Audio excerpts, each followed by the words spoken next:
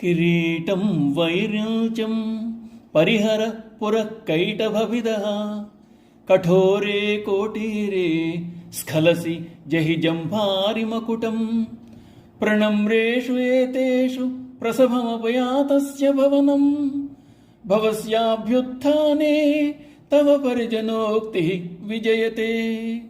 అమ్మవారు మణిద్వీపం ముందు సభదీరి ఉంది. ఆ సభలో హరిబ్రహ్మేంద్రాదులందరూ ఉన్నారు. అమ్మకు తల్లు వంచి నమస్కారాలు చేస్తున్నారు. అప్పుడు వచ్చాడు భవుడు. ఆయన వేంచేశారన్న వార్త అమ్మకు చేరింది. విషయం తెలియగానే అమ్మ ఒక్కసారి లేచి ఎదుర్కోలు చెప్పడానికి వెళ్ళింది. ఆమె దృష్టి అంతా పరమేశ్వరుని మీదే ఉంది.